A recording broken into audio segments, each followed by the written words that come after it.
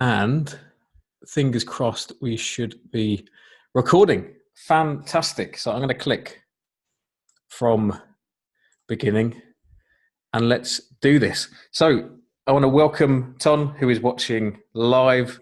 Thank you so much for being here. Really appreciate your time and really excited to share this with you. If you're watching the recording as well, I want to welcome you. I want to thank you, as I always do with any training that I give, any webinars that I present.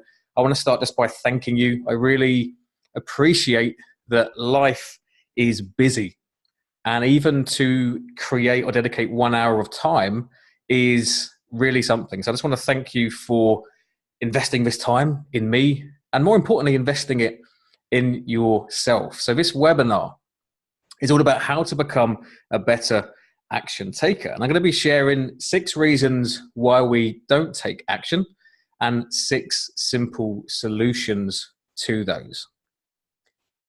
So if you stay until the end, Ton, then what I'd love to do is give some time for a bit of Q&A, a bit of question and answer. So any questions that you have about the content or in general about action, procrastination, any burning questions that you've got, if you stick around till the end, I will more than happily answer those as best I can for you. Okay, so hey ho, let's go. We're going to crack on with this. Really excited. Hopefully you've got a pen and paper to hand. It's really going to serve you just to have something that you can write on. It's really going to serve you if you put your phone on flight mode. It's really going to help you if you can really just dedicate this time to yourself, distraction free as much as possible. You will get so much more out of this webinar if you do those things. Okay, so this should be a picture of me. Here we are. So if you don't know me, my name is Will Aylward. I'm originally from the UK, just below London, but I always say London because to this day, nobody has known Paddockwood, my hometown, but everybody's known London. I live in Germany. I am a life coach for ambitious professionals and entrepreneurs. I'm the author of Becoming Unstuck. And when I'm not coaching, when I'm not writing, I love music. I play the piano. I am a mild coffee addict. I do love a coffee. I love to travel as much as possible. I want to see the world before my days are over. And I love nature. I'm very lucky to live near the forest. And I'm just not happier than being in the forest. For me, that is just something that I love to do. So this is all about action. And what qualifies me to talk about this is the fact that I've been stuck. I've been somebody who has not been an action taker at all. I lived for a very long time stuck. Although I'm smiling in these photos, I wasn't happy. You'll notice that I'm at a bar or I have drinks in my hand. You know, at this stage of my life, in my late teens, early 20s, I was stuck in debt. I was anxious. I was living in a constant state of fear that things were going to get worse. I procrastinated. I made all these big plans to take charge of my life, and nothing really happened for a very long time. So I've really been there. I've really been someone who's not taken action. But I've also managed to turn it around. I've become a pretty consistent action taker. So in these photos here on the left, that is me smiling like the Cheshire Cat with my book that I published earlier this year, Becoming Unstuck. There's a photo of me there, very sweaty after a very long run. So I've managed to get into the action habit of running. And there's another photo of me in New Zealand where, I just made it happen. I already wanted to go to New Zealand and I had all these mental barriers and physical barriers and financial barriers, but I really made it happen. And climbing mountains was something I really wanted to do. In this photo here, I'm just as happy as anything on top of a mountain. So this is really what qualifies me. I have been really stuck. I've been somebody who has delayed and procrastinated and been stuck, but I've also been somebody who has learned how to take actions. And I'm really blessed that in my work as a coach, I get to teach this and help other people to become action takers as well. And that's what I really want for you, is to pass on some golden nuggets, some tools, some ideas, maybe some mindset changes around what it takes to become a better action taker. So what do you want to become a better action taker for? I want you to pause and just think about this for a minute. What do you want to become a better action taker for? What would that do for you? And don't judge your answers. Whatever comes up is great, but just get really, really clear on what do you want to become a better action taker for? How is that going to positively affect your life? How is that positively going to affect your business or your career? What goals will you be able to achieve if you become a better action taker? I just want to start with that question. It's really, really important to understand the why, as you'll see later on. But just get really clear on that. What do you want to become a better action taker for? Okay, let's make a start. So, reason number one, the first reason why we do not take actions is because our actions are not aligned with who we are. So if you are watching this and you are somebody who's not taking action or not taking the level of action that you want, one of the reasons could be that the actions are not aligned with who you are. So let me explain. When I'm having a coaching conversation with somebody, I understand that our words create our world. So our words create our world.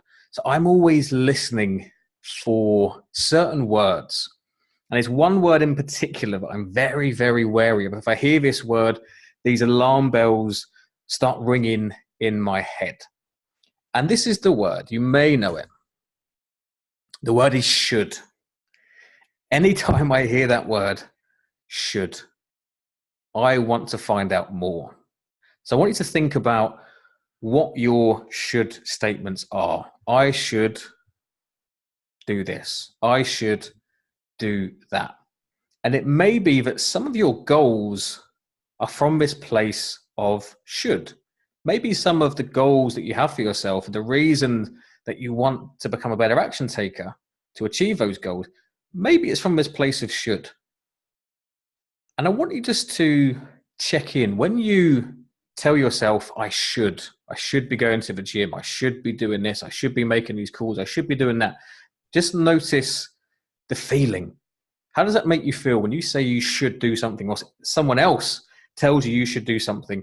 How does that feel? Now, if it's anything like me, then it's a really heavy, negative word. It's really not a pleasant word, this word should. But we all have shoulds. We all have things that we feel we should do. We all have actions we feel that we should take. And this becomes a bit of a habit. We can end up using these words unconsciously. So no doubt, as you're watching this, you're recognizing that you've got a few shoulds. So rather than shoulds, I want to offer another word. And I really believe that if you start to use this word instead of should, if you replace the word should with what I'm going to share in just a second, you will find yourself taking more action because your actions will be more aligned with you. And the word is this: choose. I choose. Now, again, just check in with yourself. How does that word feel for you? I choose. And just compare that with the word should. How do those two words feel different for you? Now, choice is freedom. When I think of the word choose, it reminds me of being a child. And every Saturday, we used to go and visit my grandparents, and there's this tiny little shop in the village where my grandparents lived, and we used to have a 50p budget for penny sweets. My dad would take us there, and it was the most amazing thing. I felt so free. My eyes were scanning the walls, for all the different sweets that I could get. I was doing these calculations in my head. Choice felt really, really good. And I think we forget as adults that we can still choose. We have that ability. We are infinite choice makers. So what I'd really love for you is to think about, what would you choose? Thinking about your goals. How would you choose to achieve those goals? If you were to forget all the shoulds and what all the gurus say about how you should, there's that word again, how you should get to where you want to be. And if it was about choice, what would you do? How can you do it your way? It's the old Frank Sinatra song, I did it my way. Because the truth is that you have a certain skill set. You have a certain way of doing things that is going to work for you. So just pause for a moment and think about your goals. Forget about the shoulds. How would you achieve your goals your way? How would you take actions your way? And notice how that may compare with the way you have been doing it, the way that you have been told you should be doing it. I saw this the other day on Facebook, and I thought this is really, really powerful. You often feel tired not because you've done too much, but because you've done too little of what sparks a light in you. I thought that was so powerful. I thought that was really, really powerful. So I want to ask that question: what actions light you up? Perhaps you're watching this and one of your goals is going to the gym. Maybe one of your actions is getting to the gym. That's one of the actions you want to take. That's something that you told you should be doing. What actions light you up? What other activities light you up? Other than the gym, how would you like to get fit? Would you like to do swimming instead? Will it be about walking in the forest? That's what I do for my fitness, is just walking in the forest. I haven't been to the gym all of this year. I've just been walking in the forest because that lights me up. That's what makes me feel just great. That's what works for me. Maybe your goal is business related, and maybe you don't want to be doing videos. Maybe you don't want to be doing webinars. Maybe you'd much rather be writing because writing lights you up. Really consider this question. What actions light you up?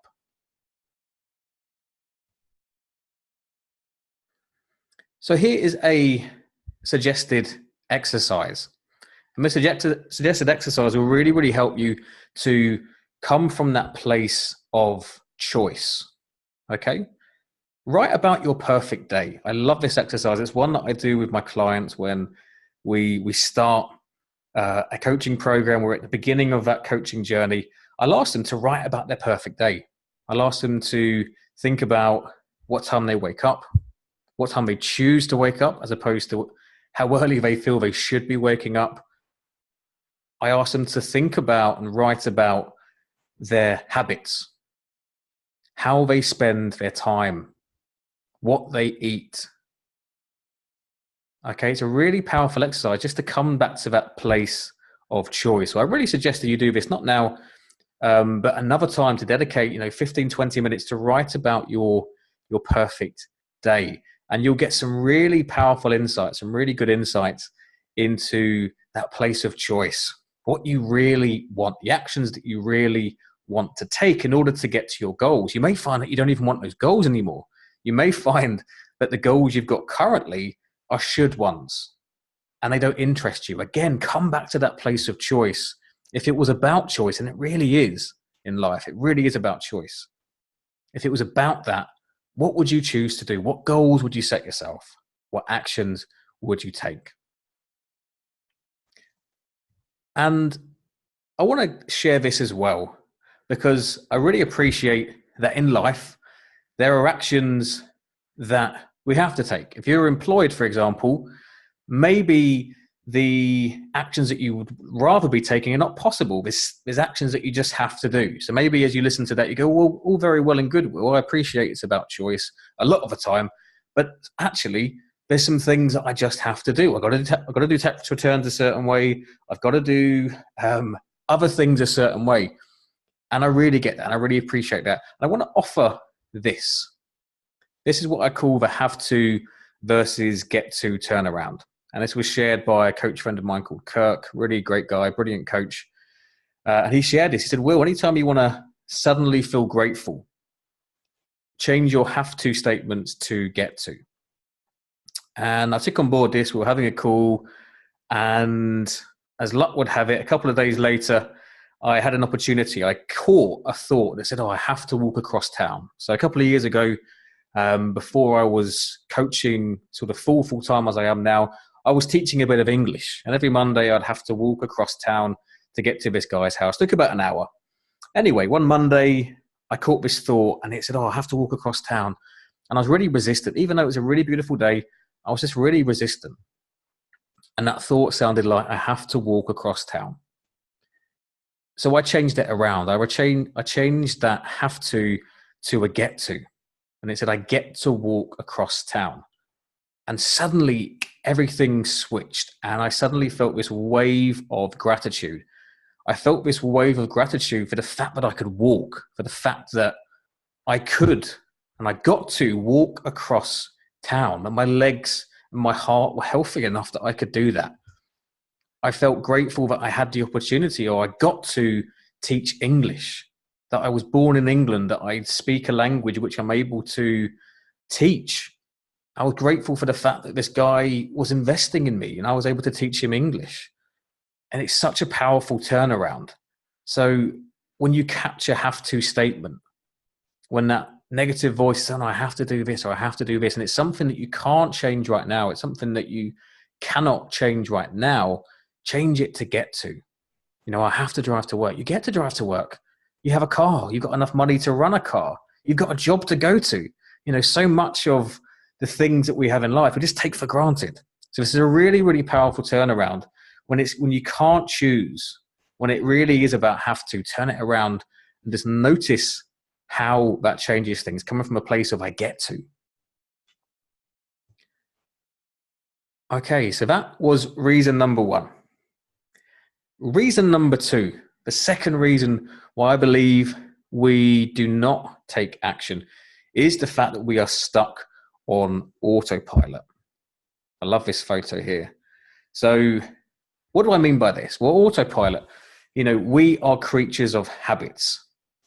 Our minds want to create habits very, very quickly because they save us energy. If we can do something unconsciously, it's going to save us energy. This is why when we're learning something for the first time, when we're trying to make changes consciously, it's so exhausting, it's so difficult because it's not natural yet. We haven't allowed it to sink into an unconscious level. So what you believe to be choices that you make on a daily basis are largely habits. They reckon about 50% of the choices that we feel we're consciously making are actually habits. And in this sense, we are walking around on autopilot.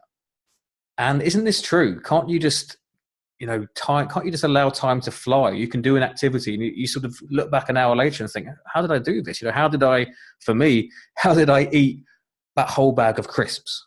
It's habit. How did I drive to work? It was habit. You didn't have to consciously think about doing all those different things, the pedals, the steering, checking the mirrors. Sure, in the beginning you had to, but now it's natural. Now you can do that on autopilot. So if you want to become a better action taker, if you want to make changes, it really starts by getting off of autopilot, raising your level of awareness. So how can you do this? How can you get off of autopilot? Create cues. What do I mean by this? Anytime that we have a habit, there is a certain loop. I love that word, loop. There's a cue, there's a routine, and there is a reward. And like I said, so many of our habits are just unconscious. So if you want to take different actions, you have to create new cues, or you have to become aware of certain cues, create a routine, and create a reward. I'll explain this more in detail in a moment, but the most important part of this at the moment is that first stage, that cue. Because how often have you told yourself that you're going to do something, you're going to make a change, and you look back at the end of that day, end of that week, and you realize, oh, I never did that. I never got to the gym, or I never did those calls. I never did that thing, that action that I really wanted to. It's because there maybe wasn't a cue. There wasn't a trigger. There wasn't something that reminded you that this is the way you wanted to behave. This was how you wanted to act. So because of that cue not being there, you were victim to your habits, your usual way of doing things, your autopilot, if you want to think of it that way. So think about, what new cues can you create to push yourself into action? Thinking about your goals, thinking about the actions that you want to take. What new cues or triggers can you create to push yourself into action? I want to share a couple of ideas with this, with a couple of stories that will help. And before I do that, I forgot there's a quote here. Benjamin Franklin says, by failing to prepare, you are preparing to fail. And I thought this really resonated with this idea of cues. By failing to prepare, by not having cues, we are preparing to fail. We're not going to have those cues. We're not going to take those actions, and they're not going to become habits. So, gym kit ready the night before. Now, I found that if I prepared my gym kit the night before, when I woke up, when I walked out of my bedroom and saw my gym kit there lying on the floor, so I'd have my trainers, I'd have my gym kit on top of the trainers. When I had that, it reminded me, it was a cue that I was going to go for a workout. So what I would do is, rather than habitually get dressed after going to the toilet, not that you need to know that, I would pick up the gym kit, take it to the toilet, and I'd get changed, and I would exercise. I'd go for a walk in the forest, or I'd do a yoga class at home. But that cue was so simple, extraordinarily simple if you think about it, but it helped. It helped to shift that habitual way of thinking, that habitual way of acting. It got me off of autopilot, and it was a big enough cue that it was able to help me to take the action that I wanted, which was working out. So think about how you can prepare. What can you do the day before that will help you, will serve as a cue for you to take action the next day? Another really important thing is taking action the same time each day. If you're really hungry to take action, if you want to develop certain habits, develop those at the same time each day. I'll share a very quick story. So Yvonne, my lovely partner, she got really into fitness earlier this year. And her rule was that she would come home from work, and before she had dinner, what she would do is get changed into some out of her work stuff, into some workout clothes. She'd do a 20-minute exercise video, which was online, and then she would have dinner. And she was doing this really well. Okay, she stuck at this for so long, and it became so natural because the cue was coming home. As soon as she came home, that was her cue for exercising. And it was the same time each day. She very quickly developed this habit and was taking action for working out. Okay, so think about taking actions at the same time each day. A cue could be a certain place. It could be your desk. You could have some questions, or you could have a schedule on your desk. That could act as a cue. So a cue could be a physical place, or it could be a certain time of day. Reminders, of course, this is a really quick win. A great way to develop cues is to set reminders for yourself on your phone, written down in a schedule. I've got a post-it note on my desk that reads, "Who needs me on my A game right now?" And this comes from a book called High Performance Habits by Brandon Burchard.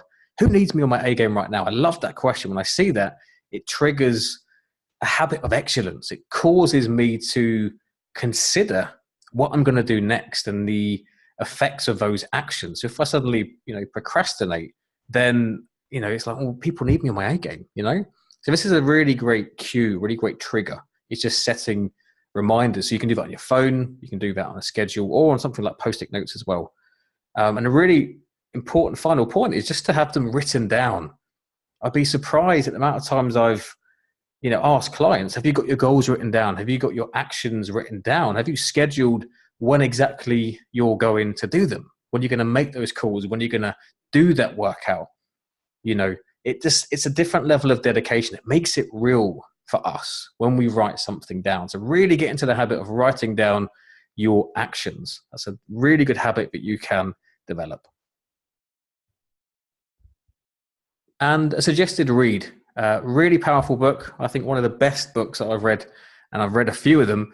The best books I've read on habits is called The Power of Habit: Why We Do What We Do in Life and Business. Really good read. Check it out. You'll learn so much about habits and how you can hack them in a way that you find yourself taking more action. And that will certainly, I guarantee, get you off of autopilot. So that's reason two. It's just the fact that we're stuck on autopilot. We are victim to our habits. We don't have those cues in place. Reason number three why we do not take action is we lack accountability. It's the lack of accountability. Okay, so accountability is just the idea of having somebody who will check in, having somebody other than yourself who's going to hold you accountable to your actions. So here's another question. And, you can tell I'm a coach because that's what I do. I ask questions. As much as I love to teach, I realize that it's perhaps more important in ways for you to get some answers yourself. So right now, who is holding you accountable to your goals and actions? Do you have somebody? And if you don't, consider who might be able to hold you accountable. I'm going to be sharing some ideas about that. So really the solution here is really simple. So the problem or the reason we don't take action might be lack of accountability. And you guessed that it's going to be accountability. So how can we do that? Here's a picture of me with this lovely guy. His name is Tim McKelge. And he was my coach. I've worked with many coaches. I've worked with business coaches. I've had a coach who was an ex-Zen Buddhist monk who taught me so much. This guy here, Tim, was a sort of high-performance coach. And I hired him a couple of years ago. And he really, really helped me. We had several calls over a 3-month period. And having that accountability was just worth its weight in gold. Having somebody who believed in me, having somebody who was going to push me, someone who was going to perhaps challenge me was really, really powerful. We actually had a chance to meet in London, and this is us. Very happy with a great afternoon together. But yeah, Tim was my coach and really, really helped me. So I'm looking to pause the PowerPoint for a moment and just read from my book. I actually write about accountability within my book. And I just want to share a study that I found really, really fascinating, that just sort of drills home the importance of and the power of accountability. So in the late 1920s, some fascinating experiments started in a factory in Chicago, USA. Workers were split into two groups to see the different physical conditions had on the workers' productivity. So there were two groups, and workers were split into these to see the difference that physical conditions had on the workers' productivity.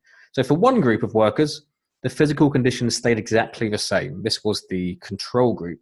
For the other group, the lights in their work area became brighter. So nothing else changed other than the fact that the lights in their work area became brighter. Interestingly, the workers in the second group showed increased productivity. More interesting still, even when the second group's lights were dimmed back to normal, they were still more productive. So what was causing this? It clearly wasn't the lights, because when they were changed back to the old brightness, they were still more productive, these workers.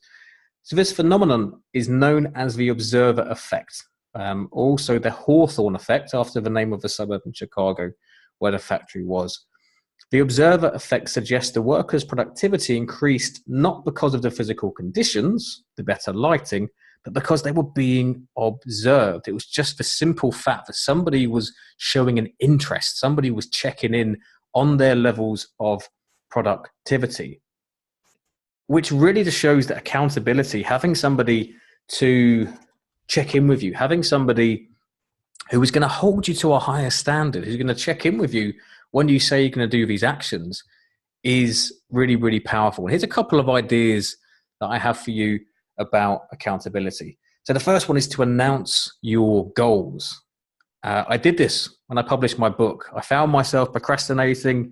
I found myself getting into thought patterns like, well, I could edit it for a few months, and I could, send it to someone so he could proofread it, and then this person could proofread it, and maybe I'll do it next year. I caught myself just procrastinating, right? And it was probably fear-based. It was probably a limiting story, which we're going to talk about in a moment.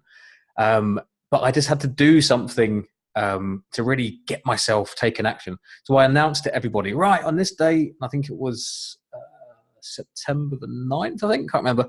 Anyway, I set a date, and I was on social media, and I told a few friends, I told some family, right, this is the date my book is going to be out. And I announced my goals, and it was a really positive pressure. That happened. And I don't think my goal, my book would have been finished. I wouldn't have achieved my goal if I hadn't announced it to the world. So announce your goals, announce your actions. Make it not just about yourself. I think we don't mind letting ourselves down. We don't mind breaking our own promises. We don't mind, making the deadline a little bit longer for ourselves. But when it's other people, we don't like to be seen as someone who is not consistent. This is a really positive sort of human trait, if you like. We don't like to be seen as someone who breaks promises. We want to be seen as people who are sticking to their word. So announce your goals to other people, really, really important. Secondly, join a group of like-minded people. Facebook groups. There are so many brilliant Facebook groups. Ton, I met you in a Facebook group a couple of years ago. Ton's watching this, the webinar live at the moment. If you're wondering who Ton is, if you're watching the replay, we met in the Facebook group, and we were accountability partners, for a long time, and I loved it, and it really, really was a benefit for us. So Facebook groups, other than Facebook groups, check out meetup.com. Meetup is a worldwide initiative. It's basically just getting people together who have similar interests, similar goals in life. So groups can be online, but they can be offline as well. But just find a group of people who are going to keep you to that standard. They're going to hold you accountable to your goals. And the third way, of course, I'm going to say this, is work with a mentor or a coach, because yes, they'll hold you accountable, but actually they'll be able to offer insights. They'll be able to share strategies. They'll be able to help you more than family or friends will do. Family and friends are great. Don't get me wrong. They can hold you accountable, but having somebody who wants to serve you rather than please you, because let's face it, family and friends often tell us what we want to hear, or they're going to project their own stuff onto us. Perhaps that's the case, but a coach will be non-judgmental. They'll tell it how it is. They'll hold you accountable, and they'll really, really serve you. So that's the third tip for accountability, is just to work with a mentor or coach, and whatever your budget, you can find somebody. Even if you can't afford anything, there are organizations for trainee coaches, trainee consultants, trainee counselors, where you can get that for free. Google it, you'll find dozens, okay? So there's really no excuse not to test the waters with working with a coach or a mentor. Maybe you can't afford it, and that's okay, but there will be people out there who are training, who are still very, very good at what they do, who can hold you accountable, plus so much more.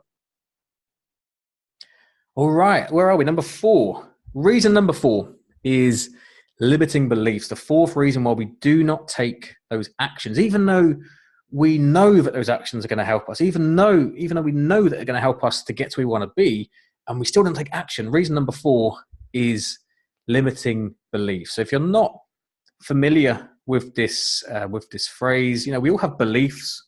As children, we absorb beliefs about the world. We absorb these beliefs from society. We absorb them from our teachers, our parents, our families, our friends, brothers and sisters, anyone who is about in those early years, plus adolescence as well. And we're always developing beliefs, even into adulthood. But limiting beliefs are beliefs that hold us back. And they look a little bit like this. You may recognize some of these. I need to be in control. It's not fair. I'm afraid. I don't deserve to be loved. I'm not good enough. I hear that time and time again. It's heartbreaking to hear. I'm just not good enough. We all have these limiting beliefs. I'm going to show you why limiting beliefs are so detrimental to us taking action. We have to become aware of what these limiting beliefs are. My job as a coach is to spot these limiting beliefs. And again, there's certain words, there's certain language that I can detect to make people aware of what these limiting beliefs might be. So what is the solution to this? If we've got limiting beliefs, what's the solution? It's to believe. It sounds so simple. It sounds so obvious, but it is simply to believe. I'll share why that is, and I'll share exactly how you can discover those limiting beliefs as well. But we really have to believe. We really have to change the way. If we have limiting beliefs, we really have to change the way that we view ourselves. We have to view ourselves differently if we want a different result. We have to change the way that we see the world. We have to step away from those limiting stories, those limiting thoughts that do not define us, and just realize that so much more is possible. I wrote this earlier on Facebook that beliefs are the mind-made barriers of possibility. Beliefs are the mind-made barriers of possibility. If we believe something is possible, we're going to make it happen, or we're going to try and make it happen. If we don't believe it's possible, we're not even going to leave the sofa. So I said about certain words that I'm listening out for to discover limiting beliefs. And I'm working with somebody, there's certain words I'm listening for. And you may know these: yeah, but, and what if. So how you can discover your limiting beliefs is to think about the actions that you have tried to take or you want to take. So for example, I want to go to the gym.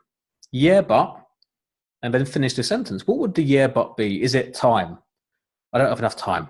That's a limiting belief. Yeah, but I'll always be overweight. That's a limiting belief.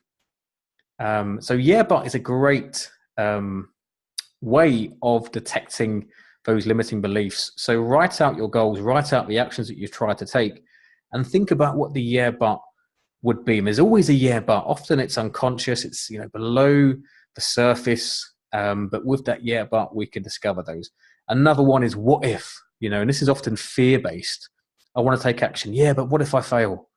We've got a limiting belief there about what failure really means. What if this? What if that? The spotlight effect. The mind is very, very good at highlighting what could go wrong. It's very, very good at that. The mind's number one role, if you like, is our survival. So it's going to make us fearful. It's going to highlight those potential dangers, those potential risks, the embarrassments, the failures, what could go wrong. So really listen out for these two words in your own language: yeah, but, and what if. So limiting beliefs and why belief is really the key. Okay, so let's say Bob has a goal, but he doesn't believe it's possible. He's got some yeah buts. He's maybe got some fears. He's got some what ifs, but he's got very, very low belief. So if Bob's got low belief, how much action do you think he is going to take? Probably not a lot. Probably not a lot. So because Bob doesn't have a lot of belief, he's not going to take a lot of action. And then what will his results be? Not very good. Okay, and those results, or rather lack of results in Bob's case, are going to confirm his belief. We call this a self-fulfilling prophecy. Because Bob didn't have any belief, he didn't take a lot or maybe any action, he didn't get any or very little results, and it confirmed his belief. And he goes, oh, I knew it. I knew it wasn't possible. I knew it was like this. And this is the way that this works. Notice potential. Our potential always stays the same. I believe potential is unlimited, or as close to as unlimited as we can imagine. So the results that we get, the results that I get, the results that you are getting right now, maybe not getting, are not a representation of potential. They do not represent your potential as a person, your potential for success, your potential for happiness. It is a reflection of the belief and the action. It's the belief that determines the action. So we really have to challenge those limiting beliefs, those yeah buts, those what ifs, because otherwise it becomes a self-fulfilling prophecy. So if you notice, following this very, very simple diagram, if you notice that if you have more belief, it's likely you're going to take more action. And when you take more action, you're going to get more results or better results, which will change your belief and it will feed this in a positive way. So start to believe, behave as if, believe that you can, believe that you're good enough, believe that you're great enough, believe that your goals are possible, believe that you can become an action taker. You'll take more action, you'll get better results, and that will confirm the belief that, oh, I can become an action taker. It's really down to you. And this is a really good tool, very simple, but just to be aware of how this works. But please, just have some belief. It sounds so cliche, but we have to believe. So here's a picture of me looking very guru-like, Buddha in the making. And I've written here suggested tool to create a success mind movie. So we say that seeing is believing. And a lot of coaches, a lot of people, athletes, for example, swear by visualization. So a suggested tool that I have used in the past, I'm not using it currently, but I have used this in the past, and it really, really has helped, is to create a success mind movie. And you want to do this twice per day.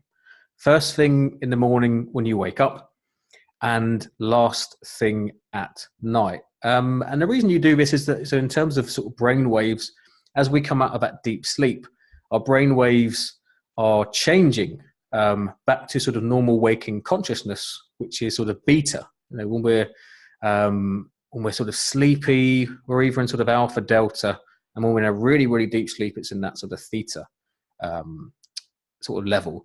So we're coming back around. The unconscious mind, where all that potential lies, is very, very, very, very, very suggestible. So we want to tap into that. So you want to create a mind movie that you do as soon as you wake up and last thing at night.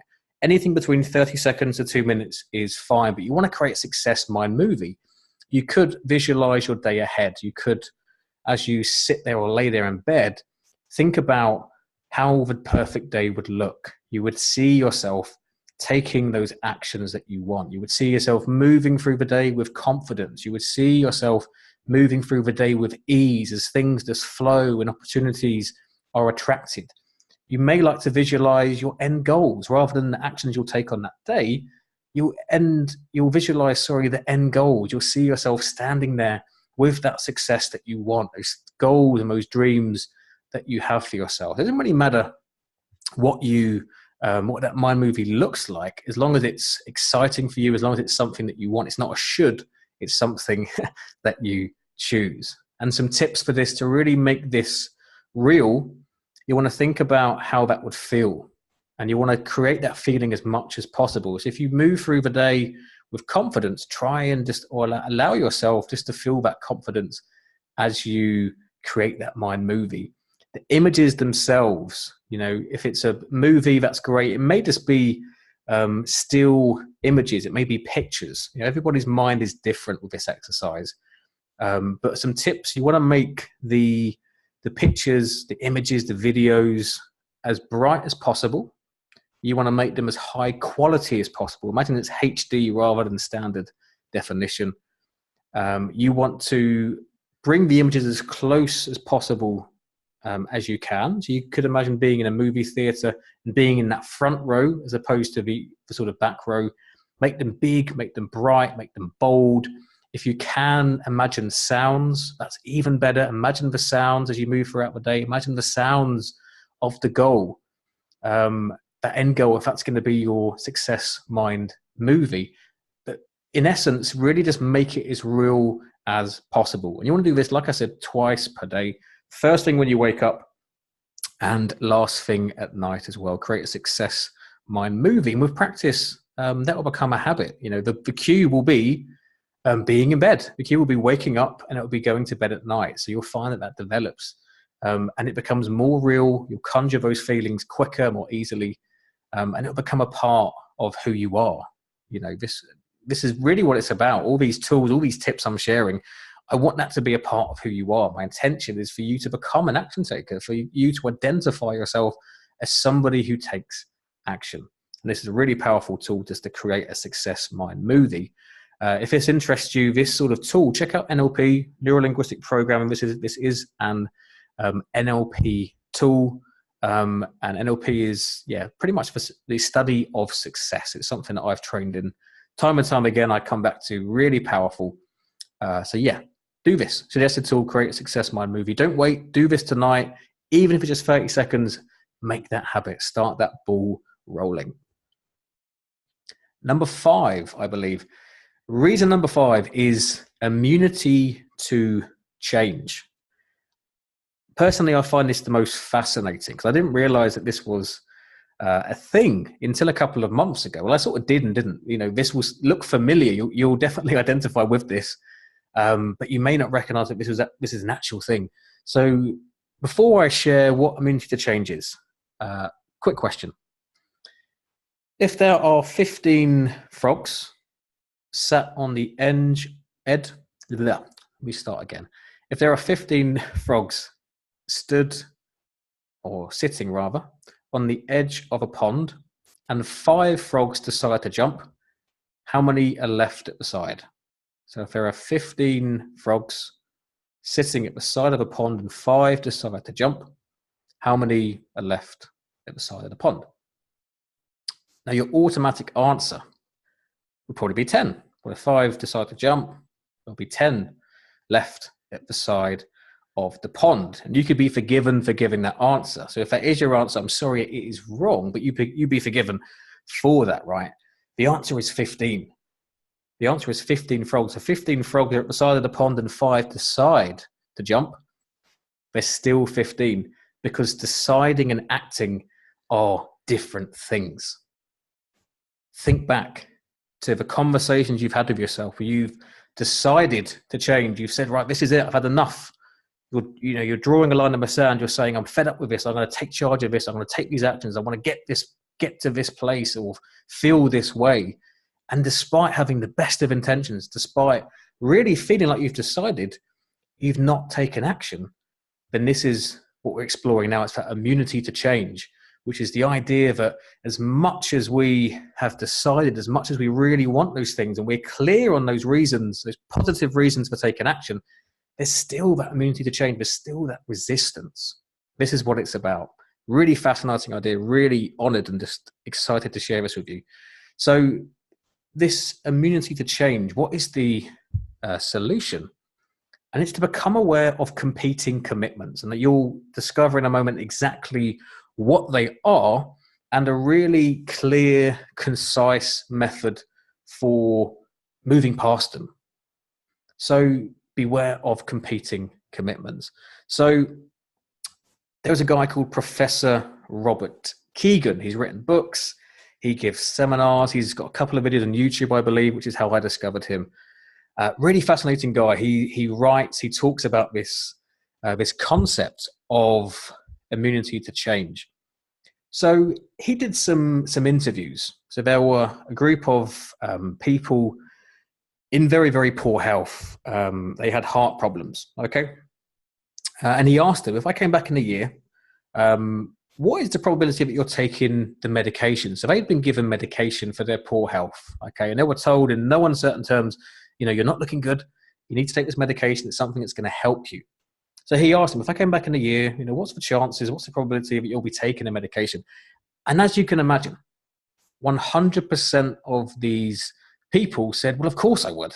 100% chance. Why wouldn't I be taking the medication? I've been told by a doctor that I need to take this medication. There's nothing stopping me, so they thought, from taking this medication. 100% of the people said yes. He discovered that, so depending on the study, there was several of these studies, that between 53 and 50% of people asked were not taking that drug 12 months later. So here we have an action, taking medication, which even though there's all these good reasons it's going to save someone's life, it's literally a case of life or death, they still weren't taking action because there was some competing commitments. So what are competing commitments? What are those? Why do we really not take action, even though we know it's positive? Why don't we do that? So here is a really clear system. It's in 4 stages. Okay. So first of all, you want to list your improvement goal. You want to write down what those actions were. Okay. So Professor Robert Keegan had a conversation with a man who was one of the 53 to 57% who wasn't taking medication. So he was young. I believe that he was only, I think he was 58 years old. Okay, this guy was 58 years old, and he wasn't taking his medication. So the professor, Robert Keegan, sat down with him and had a conversation, and the professor introduced him to this exercise that I'm sharing now. And as I walk you through this, I'll walk through their conversation. So he said, what was the goal? Well, to take medications every day as prescribed and refill them on a timely basis. So the doctor asked him, what's been happening? That was your goal 12 months ago. What's actually been happening or not happening? And the 58-year-old man said, well, I've not been taking them regularly. I've stopped for long periods of time, or I've stopped entirely. I don't refill them promptly when they run out. And when I get these phone reminders from the pharmacy, I hang up. They annoy me. Okay, so you may relate to this. You may recognize that as much as there's a part of you that wants to take action, there's still things not happening. There's still things that are stopping you. So the doctor asked him, what would be your biggest worry if you did take that drug every day? He was very direct. He said, what would be your biggest worry if you did take that drug every day? And the 58-year-old man replied, well, if I didn't, I'd die. If I didn't, I'd die. And the doctor said, I get that. I understand that. He said, that wasn't my question. My question was, what would be your biggest worry if you did take that drug? Because he'd answered if I didn't. And he was very, very aware, well, if I don't take it, I'll die. So he knew the stakes. He knew how serious this was. So the doctor asked the question, what would be the biggest worry if you did take the drug every day? And the guy's response was this. Well, if I do that, I'm going to feel like an old sick man. I'm in the prime of my life. I'm only 58 years old. And Professor Robert knew then that was the competing commitment. And the competing commitment, and we all have these, is the hidden agenda. It's the hidden way that we want to look and feel. So here we had a man, 58 years old, who was told, you need to take this medication. And he was not taking his medication because on some level he was committed to not feeling like an old sick man. He didn't want to accept, and these are his words, I'm on my way out. Because that's what he believed. That's what he was committed to feeling. And just imagine that. This is life or death. And he still had his competing commitment. But we all have this. We all have this. And this is a really powerful thing. I'm really excited to share this because this could potentially be life-changing. If you're aware, if you use this tool, you'll find out those hidden competing commitments that you have. So the final stage of this, where everything sort of changes, is to look for the big assumptions. And we all have these big assumptions.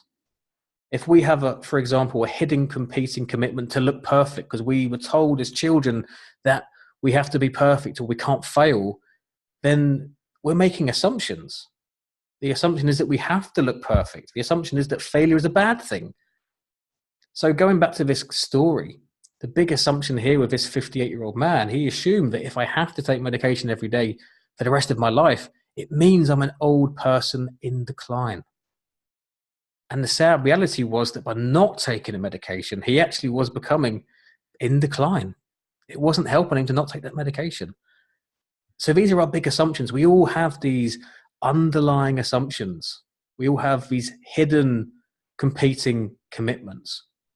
So really suggest that you jot these down, just the 4 top headings. Improvement goal, where you'll write down the goal that you want, what you're doing or not doing, the delaying, the procrastination, the other habits that are getting in the way, what that hidden competing commitment is. And on the next slide, I'll share some questions at how you can discover what those hidden competing commitments are, and then what that big assumption is. And that's really the big bullseye, the big assumption. What are those assumptions that you're making about those commitments?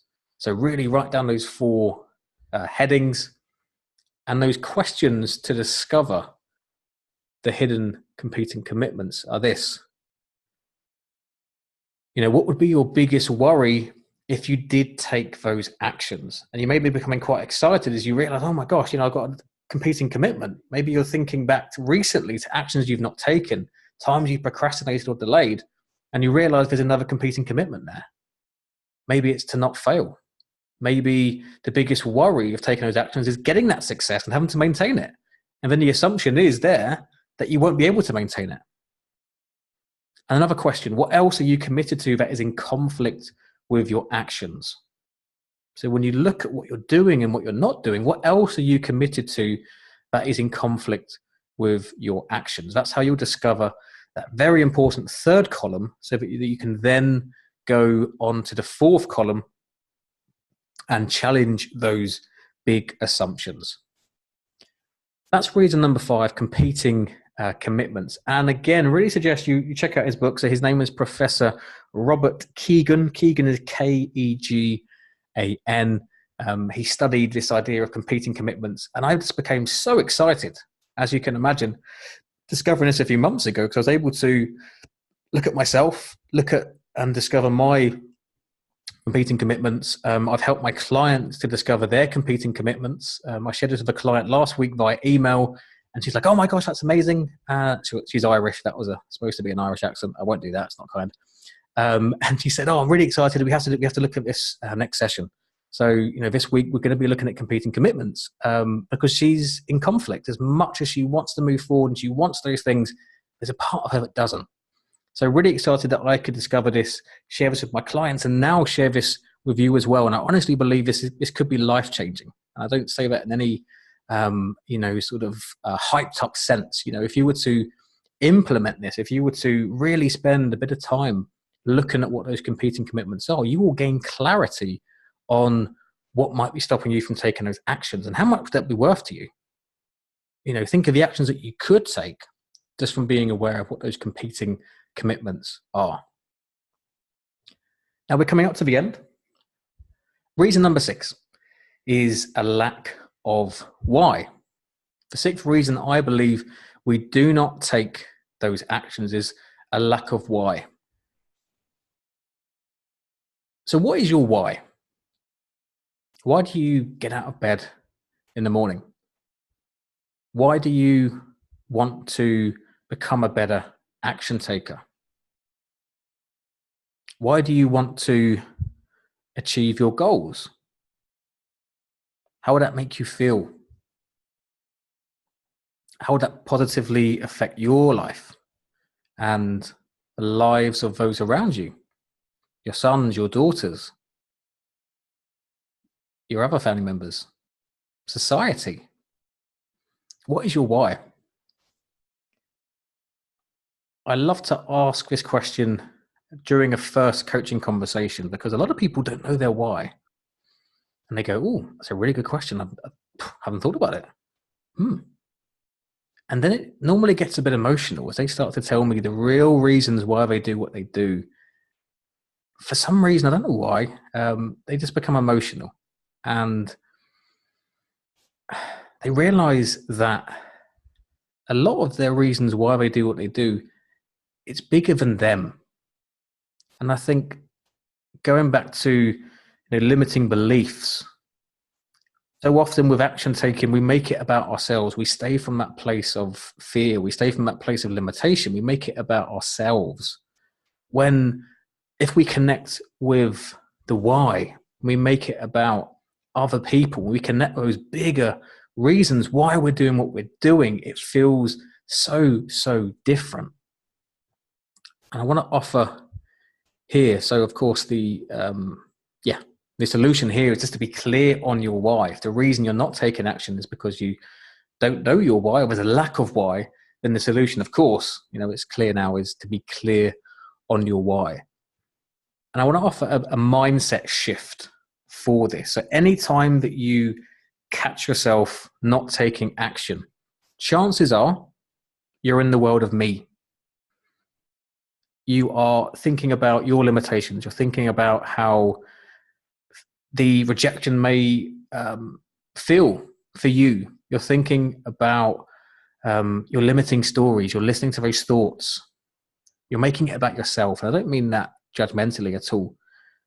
But me is a very small place. When we make our why about ourselves, it's very difficult to feel motivated. It's very difficult to take those big actions, because big goals really do require big actions. So rather than me, make it about we. So some of the questions I asked you a moment ago was, who else is positively affected by your success, by your becoming of a better action taker? How will your community be better? If you want financial success, yes, that's going to impact your life and your family life, but it means that you can give back. It means that you can give to charities. It means that you can donate more time. And that feels so, so different. There's a real sense of duty when we make it about we. So I really lovingly encourage you to think about your why. Get as clear as possible about why you do what you do, why you want to become a better action taker. What's your motivation? What's your reasons? Make it bigger than yourself. Of course, it can be about yourself. That's fine. There's nothing wrong with that. But make it about we rather than me. This is my why. Bottom left is my partner, Yvonne. Been with her 5 years.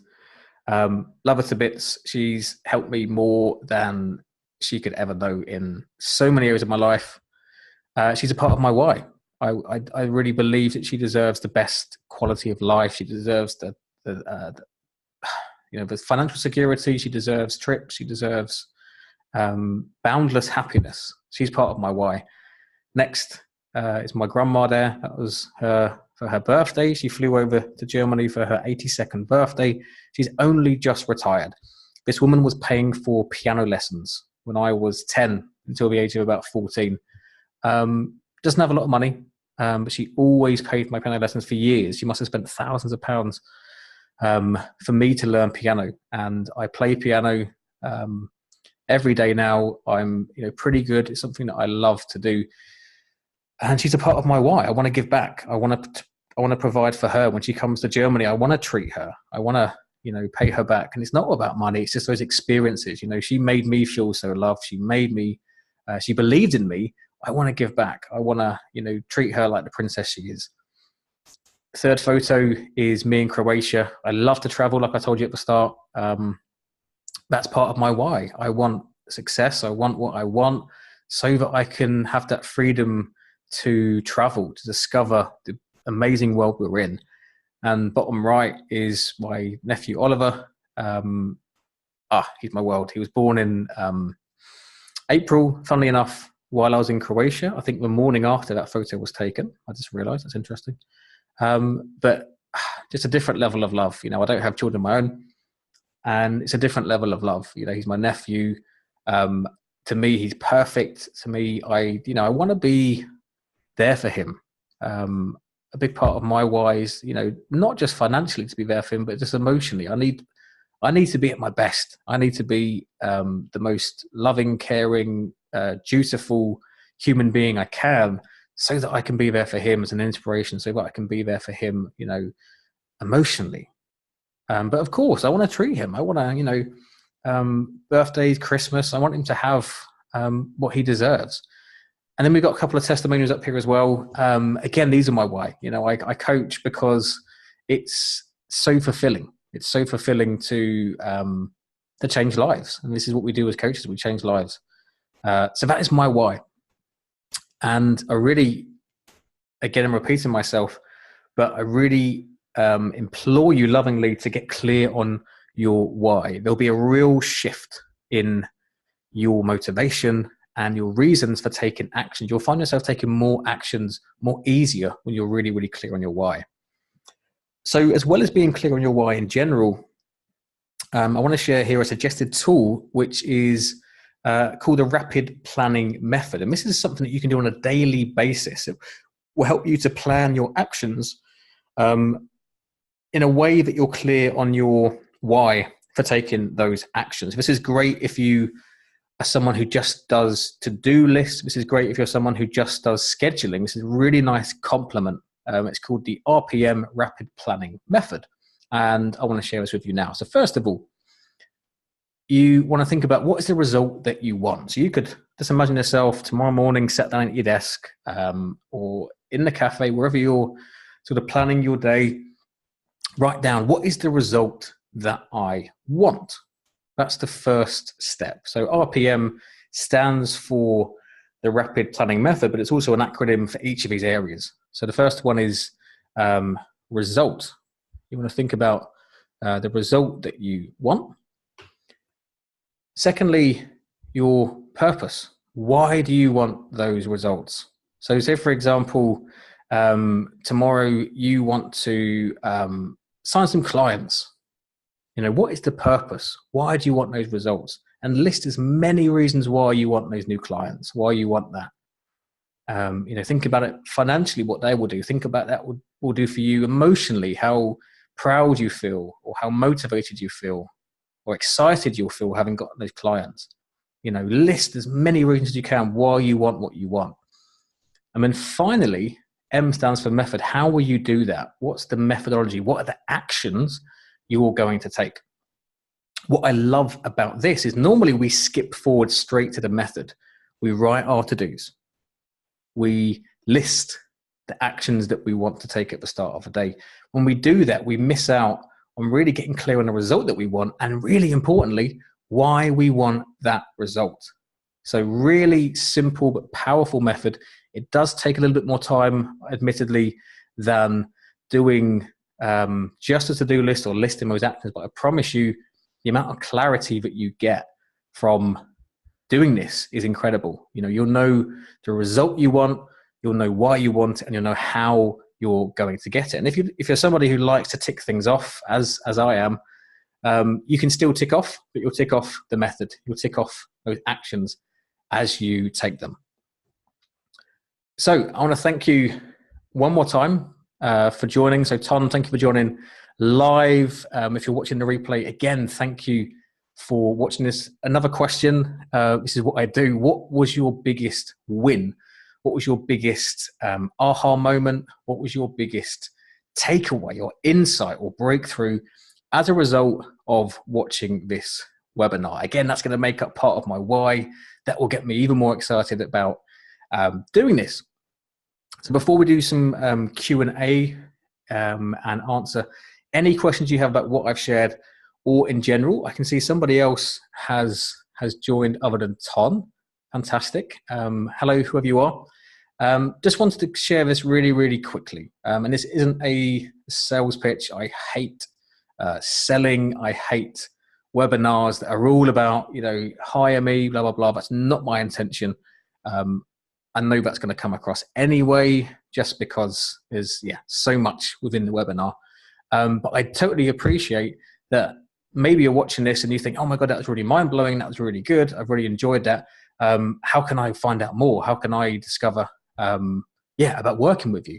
So if you are thinking that, very, very quickly, I do have 3 spaces left in my coaching practice. So I am very, very strict on this number. Again, because I want to have freedom, because I want to do things my way in a way that lights me up, I do limit the amount of people that I work with at any one time. I can tell you now very honestly, very clearly, I have 3 spaces left open in my coaching practice. If you're watching the recording, that number may have changed. But if you are curious about how I can help you with becoming an action taker, with the mindset, with discovering those limiting beliefs, with becoming aware and eradicating those competing commitments, if you want some help in discovering your why, I'm here to help. You can contact me at will@orangeboxpd.com. So questions. because you stayed until the end, what questions can I answer for you around becoming a better action taker? So if you do have any questions at all, you can share those.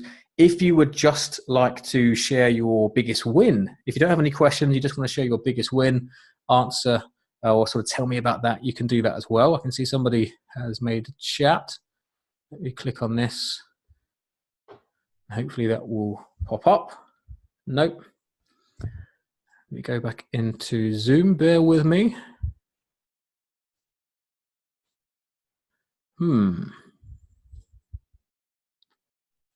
All right. Can't seem to find. Ah, yes. Here we are. Thank you. Biggest win. This is Ton. Thank you. The very last thing, RPM sounds gold. Yes, it absolutely is. It absolutely is. Yeah. Like I said, rather than going straight to the to-dos, just getting really clear on the result you want and the why. You'll find that when you take those actions, you just got so much clarity, so much motivation for taking those actions that you end up doing it. And question, thank you for asking, is what's your daily practice for being an action taker yourself? Great question. I'm really happy to share. It's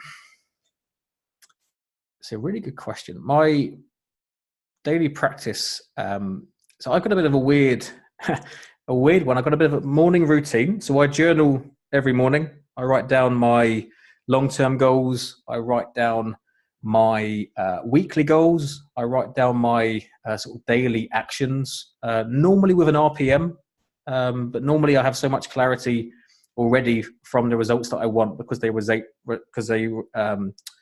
relate to my monthly and weekly goals.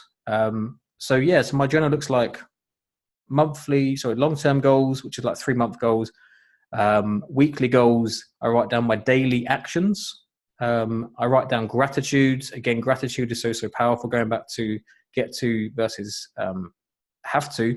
I write down things that I'm grateful for. That helps me to get some direction. That helps me to sort of, get that practice, as you say, for being an action taker.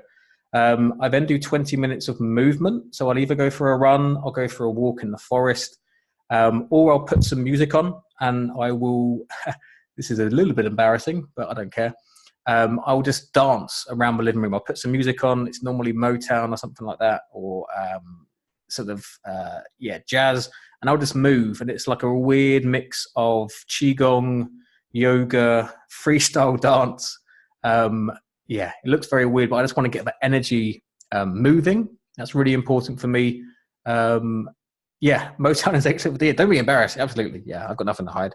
Motown is excellent for that. So just get myself moving, get myself into a good mood. That's really important. And this is a nice distinction, is the difference between emotions and feeling. So I'm very, very aware of, how do I want to feel? This is something that I'll do in the morning as well. I'll ask myself, how do I want to feel today? Emotions are very automatic. We wake up and we'll just be in a bad mood for whatever reason. We could have had a dream and some stuff went on, or we could be worried about something. Emotions are very, very automatic. And it's important that to become an action taker, we have to be aware of how we want to feel. So emotions are natural. Feelings, I find, are sort of cultivated. We can create feeling. So why I do that dancing in the morning is to feel energetic, is to feel alive, So another great practice that I do is think about, how do I want to feel today? Do I want to feel in control? And then I'll look at, my desk, maybe it's untidy, and I'll list a couple of ways about how I can create that feeling. One of them might be to get up to date with my finances. One of it might be to tidy my desk. But that's another really important distinction, is to be aware of how you wish to feel. Is it relaxed? As much as I love action, and action is important, it's not everything. So I'm very aware of, the days where I want to feel like I am, super energetic and action taking. But there's other times where I just want to take it a little bit slower, and I want to feel, maybe just in control or relaxed. So my actions really depend on what I feel I need in that moment. I hope that makes sense. But yeah, I've got a morning routine. And courage as well. Finally, courage. Courage, I believe, for me is like an antidote for so many things. If we want to take more actions, we have to be courageous. So I'll ask myself, what seems impossible? What would be a crazy achievement today? What would be exciting? What would be amazing? I just almost coach myself, ask myself some questions to discover some more answers. Hey there, Malu Dehan, entered here by coincidence, was surprised by your content. Thank you for sharing. You're most welcome. Really great to virtually meet you. Really pleased you're here. Pleasure to have you. There's going to be a recording, so if you haven't watched it all, let me know, and I can send you the whole thing if you have missed some of it. If you have any questions about action or about me, anything at all, you're more than welcome to share. Ton, if you have any more questions at all, I'll give you both another minute or so just to type those. If not, then we can wrap up.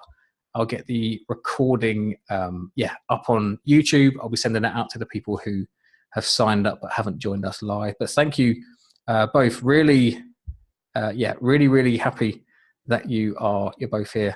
No more questions. Followed you for reason 3. Okay, brilliant. What's reason number 3? I forgot about it. I'm just going to look at I've got a list here. Reason 3, accountability. Yeah, totally. Accountability is really important. It's really important. There's some great work actually by what's her name? Gretchen Rubin. She's the author of The Happiness Project. She's got a test. It's a personality test, and it basically tells you whether or not you are someone who benefits from accountability. And she suggests there's sort of 4 type of personality types. And it's really, really precise. Like, I totally agreed with my answers. And actually not everyone benefits from accountability. I've discovered this as a coach. For most people, I think it's really powerful. But for some people, they actually don't need that outside support. So if you want to check out more about accountability, this is a bit of extra value here for you both. Check out, Gretchen Rubin. Go on her website. She's got a personality test. And really, really revealing. It reveals a lot about how accountability can or cannot help you, motivation, all those different things. So once again, thank you both for joining.